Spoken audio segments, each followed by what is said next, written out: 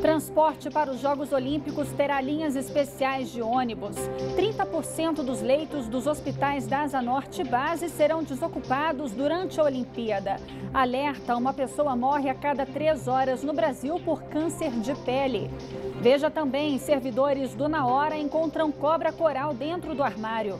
E ainda, a DF tem mais de 19 mil casos de dengue. Notícias da quinta-feira no DF e em torno, agora no Band Cidade, segunda edição.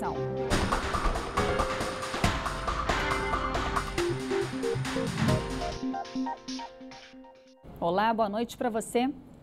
Olimpíada 2016. O transporte dos torcedores para os Jogos no Mané Garrincha terá linhas especiais de ônibus, mas o funcionamento do metrô ainda continua indefinido. Veja. Na próxima quinta-feira, Brasil e África do Sul se enfrentam no gramado do Mané Garrincha. E essa será apenas uma das 10 partidas que Brasília vai receber durante os Jogos Olímpicos. Por isso, o GDF organizou um esquema de mobilidade para os torcedores. Uma linha de ônibus vai atender aquelas pessoas que pretendem ir ao estádio de carro, mas vão estacionar no parque da cidade. Outra linha vai atender exclusivamente pessoas com necessidades especiais. E uma terceira linha vai fazer o trajeto da rodoviária do Plano Piloto até a Funarte. Mas a situação do metrô continua indefinida por causa da greve. Para tentar solucionar a questão da paralisação dos metroviários, será realizada uma audiência no Tribunal Regional do Trabalho nesta sexta-feira. Porém, o GDF continua justificando que não pode desrespeitar a lei de responsabilidade fiscal e não vai convocar os aprovados no concurso do metrô de 2013.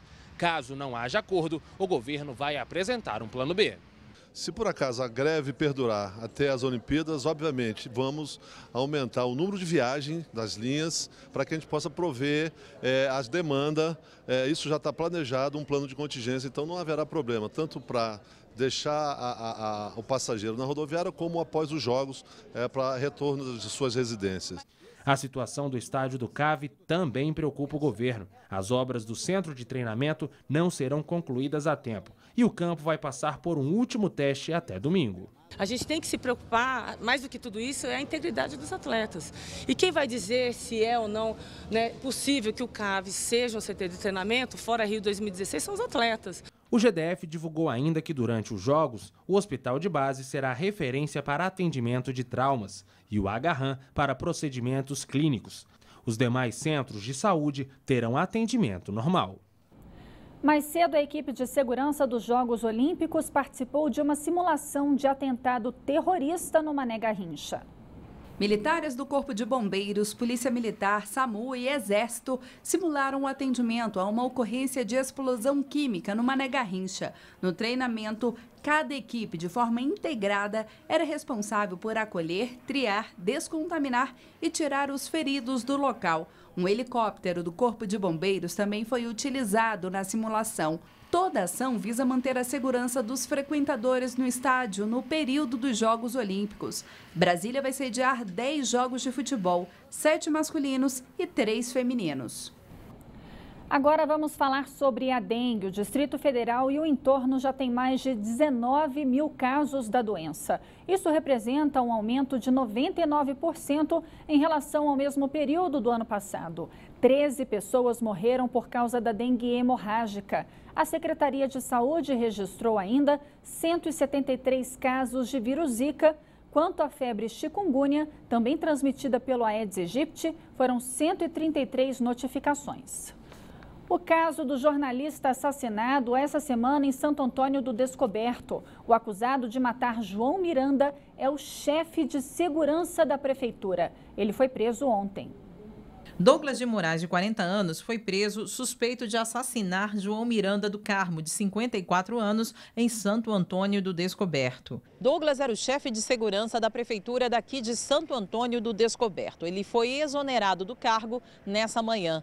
Preso preventivamente desde quarta-feira, ele deve permanecer na cadeia por pelo menos 30 dias. O jornalista era dono de um site de notícias em que publicava informações contra o governo local e denunciava ocorrências policiais. João Miranda era bastante conhecido na cidade, que fica a quase 50 quilômetros de Brasília. O homem morreu na porta de casa depois de ser executado com vários tiros no domingo. Este apresentador, que trabalhava com João Miranda, disse à nossa reportagem que o jornalista foi ameaçado de morte depois que denunciou o suposto desvio de dinheiro. Ele fez uma postagem de uma foto de uma criança.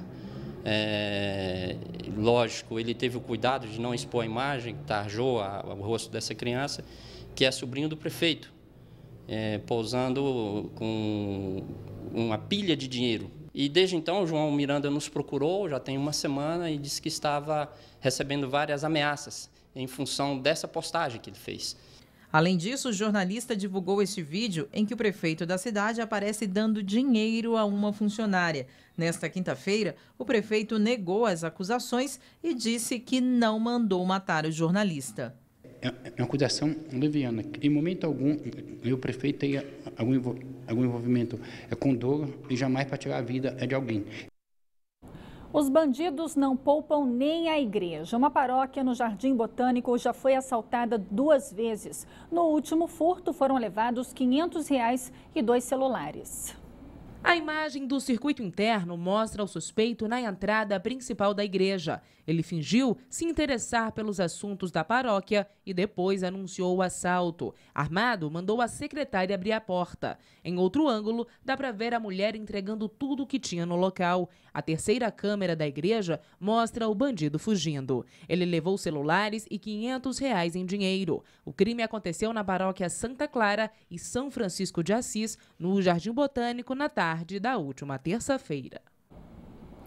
Olha, a bicharada parece estar solta no GDF. Ontem noticiamos que uma funcionária do Agarram foi picada por um escorpião. E também na quarta-feira, funcionários do Na Hora de Sobradinho encontraram uma cobra na unidade. O animal estava escondido embaixo do armário da copa. A cobra era um filhote de coral. Funcionários informaram que outros bichos, como escorpião e lacraia, também já apareceram no Na Hora. A cobra foi recolhida pelos funcionários da limpeza. O Distrito Federal bateu recorde do Guinness com o maior mostruário de frutas do mundo. Para comemorar o Dia do Agricultor, quase 19 toneladas de frutas foram distribuídas essa manhã pela Confederação Nacional da Agricultura no gramado da Esplanada. Um feito digno para entrar no livro dos recordes. Para homenagear os mais de 5 milhões de produtores rurais do país, a esplanada dos ministérios foi tomada por uma enorme mesa de frutas, com 240 metros de comprimento e recheada com 18 toneladas de alimentos, que vieram de todos os cantos do Brasil. Produtor no estado de Goiás, seu Arno ficou feliz em fazer doações para a festa. Eu tenho doado, eu não mexo com fruta, com feijão, né? Eu tenho um saco de feijão, mas está na outra ponta lá, e ajudei a contribuir, que é de alimento.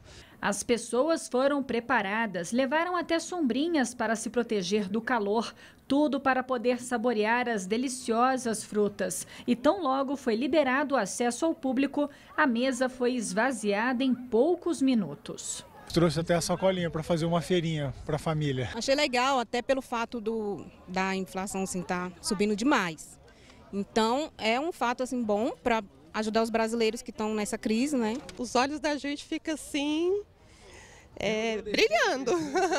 É muita coisa, muitas frutas. O presidente da Confederação Nacional da Agricultura lembrou que, além de grãos e carnes, o Brasil também é um grande produtor de frutas. A CNA aproveitou o momento para elaborar um documento com 10 medidas para que o governo melhore o setor agrícola. Em Minas Gerais, nós temos de fazer um plano plurianual e não todo ano ter de fazer um plano de safra. Por que isso? Porque nós entendemos que o produtor tem que ter segurança, saber que no ano seguinte ele plantou esse ano com um plano, no ano seguinte nós vamos ter um plano semelhante. Nós também queremos que agilize a regulamentação do Código Florestal. Nós queremos a implantação de um seguro agrícola. Nós queremos paz no campo, nós queremos segurança de produzir. Moradores de 5 condomínios do Jardim Botânico terão de pagar para regularizar os terrenos. Depois de 10 anos, a Justiça decidiu que os lotes da região pertencem à Terracap. A antiga briga pelas terras do Jardim Botânico chega ao fim. O Tribunal de Justiça do DF e Territórios decidiu que os lotes pertencem ao GDF. Por isso, os moradores de 5 condomínios vão ter que pagar se quiserem regularizar os terrenos onde moram. A decisão da Justiça se refere à estância Jardim Botânico, Jardins Botânico 1, 6 e das Paineiras, além do condomínio Mirante das Paineiras. Um total de 1.225 lotes residenciais. A Terracap informou que a prioridade agora é terminar o processo de registro dos loteamentos e então publicar o edital para que os moradores manifestem interesse pela compra direta dos lotes. Os critérios dessa venda serão definidos nos próximos dias. Esperamos em 90 dias publicar o edital de chamamento dos moradores para que eles façam a opção de comprar pela venda direta. Dentre as condições estabelecidas, eu destacaria 2. A primeira é que o morador já esteja residindo no lote até dezembro de 2006.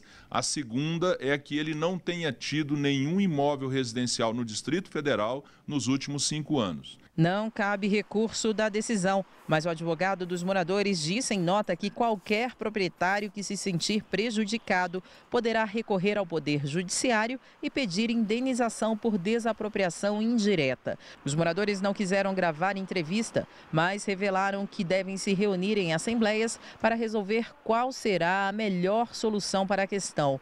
O diretor técnico da Terracap diz que o valor dos lotes ainda será definido. Nós não temos ainda o valor definido, mas com toda certeza o valor ele deverá ficar abaixo do preço de mercado e numa condição que possibilite que cada um possa adquirir o seu lote. O GDF assinou 3 licitações emergenciais na área de segurança que vão gerar a contratação de 2.000 vigilantes e supervisores. Segundo a Secretaria de Planejamento, a intenção é substituir 3 editais que se aproximavam do fim e que não poderiam ser prorrogados. Os acordos emergenciais vão custar, junto ao governo, mais de 77 milhões de reais e vão valer por 6 meses ou até que uma nova licitação seja feita. A empresa Brasforte, da família do deputado distrital Robério Negreiros, do PSDB, foi a vencedora dos 3 contratos emergenciais. O GDF justificou que o critério usado no processo foi o de menor preço. Voltamos a falar da Olimpíada. A Secretaria de Saúde vai desocupar 30% dos leitos dos hospitais da Asa Norte e Base por causa dos Jogos em Brasília. O repórter Rodrigo Nunes tem as informações ao vivo. Boa noite, Rodrigo. Boa noite, Juliana. Boa noite a todos que acompanham o Band Cidade. Os leitos desses hospitais vão ficar desocupados durante os dias de jogos aqui em Brasília, pois as 2 unidades de saúde vão ser pontos estratégicos de referência para o atendimento de turistas e também de atletas durante os jogos. O Hospital de Base inaugurou ainda uma nova sala de cirurgia para ampliar esse atendimento caso ele seja necessário. Agora, diante da notícia de que o GDF pretendia desmarcar cirurgias que já estavam agendadas aí para os dias de jogos aqui na cidade, o público não reagiu bem, não assimilou muito bem essa notícia, se mostrou bastante preocupado e também bastante indignado. Diante disso, o governo decidiu recuar e voltou atrás nessa possível decisão aí de desmarcar as cirurgias para não prejudicar os pacientes que já tinham tudo agendado e já estavam preparados para passar por esse procedimento. Lembrando que Brasília vai ser sede de 10 partidas de futebol durante os Jogos Olímpicos. Juliana. Obrigada, viu, Rodrigo, pelas informações. Educação. Alunos dos centros interescolares de línguas conseguem estudar no exterior graças a parcerias. Os programas oferecem bolsas de estudos e viagens em países como Alemanha, Estados Unidos e Japão. Estudar é algo que exige muitas horas de dedicação, ainda mais se for para aprender um outro idioma. Mas e se esse tempo todo fosse recompensado com uma viagem de intercâmbio com tudo pago? Pois é, o Danilo foi um dos sortudos que foram contemplados para viver essa experiência. É muito mágico, assim, porque é a primeira viagem de todos ali, internacional, e quando assim, não internacional, mas para os Estados Unidos, então acho que é muito diferente, é muito gratificante para todos. Eu sempre tive essa vontade de viajar, de conhecer uma nova cultura. Essas oportunidades surgem graças a parcerias do GDF com algumas embaixadas e programas de intercâmbio estrangeiro que proporcionam aos melhores alunos dos Centros Interescolares de Línguas, os CILs, vivenciar a cultura que aprendem na sala de aula. Nós não podemos esquecer de investir nesses programas de intercâmbio, desde que e sabendo que eles vão trazer um retorno cultural, técnico, científico ou profissional para os nossos estudantes que foram e os que vão recebê-los aqui na volta em suas comunidades. As inscrições no CIL para este semestre já se encerraram para as escolas públicas, mas quem quiser entrar nas vagas remanescentes dedicadas à comunidade ainda tem chance de se inscrever. Dia 11 de agosto sai a primeira chamada, do dia 17 e 18 sai a segunda chamada e no dia 24 e 25 nós vamos abrir as inscrições para a comunidade buscar a possibilidade das vagas remanescentes. E para aqueles que acham que buscar certos objetivos é impossível, o Danilo deixou uma dica. Acho que a gente tem que acreditar na gente e ver que nós somos capazes mesmo. O novo prazo para sacar o abono salarial do PIS/PASEB ano base 2014 começou hoje e vai até 31 de agosto. Durante esse mês, os trabalhadores que têm direito ao benefício, mas não retiraram o dinheiro no período regulamentar que se encerrou em 30 de junho, poderão procurar uma agência da Caixa Econômica Federal ou do Banco do Brasil para fazer o saque. O Ministério do Trabalho informou que já foram pagos mais de 18 bilhões de reais, que correspondem a mais de 94% do total do benefício. O abono salarial corresponde a um salário mínimo. Tem direito ao pagamento quem está inscrito no PIS/PASEB há pelo menos 5 anos, tenha trabalhado pelo menos 30 dias em 2014 com remuneração mensal média de até 2 salários mínimos e tem os dados informados corretamente pelo empregador na relação anual de informações sociais. Outras informações no telefone 158.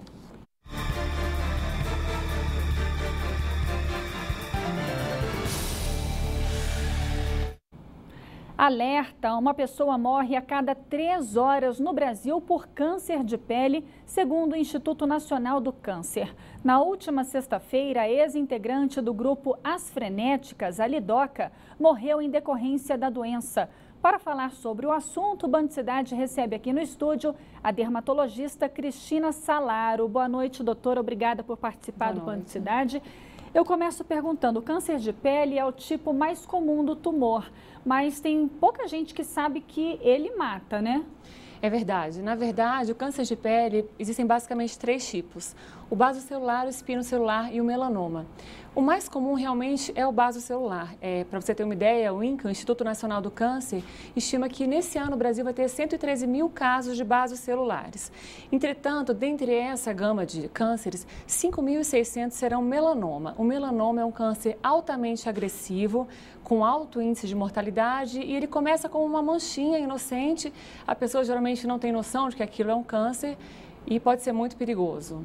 Quem é que está mais disposto a ter o câncer de pele? Aquelas pessoas mais claras? Isso, com certeza. O câncer de pele tem preferência pelo fototipo 1. É aquela pessoa muito clara, de pele clara, olhos claros, cabelos claros, que nunca se bronzeia, ela se queima quando vai ao sol. Então, esse tipo de pessoa que se expôs muito ao sol, principalmente entre 10 da manhã e 16 horas da tarde, que é o pico dos raios UVB, e com a pele muito clara, essas pessoas têm maior incidência de câncer de pele. Elas têm que usar muito filtro solar, né, doutora? Com certeza. A aplicação do filtro começa 20 minutos antes da pessoa ir ao sol e deve ser aplicado de 2 em 2 horas. Agora, a gente tem umas imagens, um clipe, o Band Cidade separou algumas fotos de manchas na pele, para você explicar quais são, detalhadamente, quais são esses 3 tipos de câncer de pele.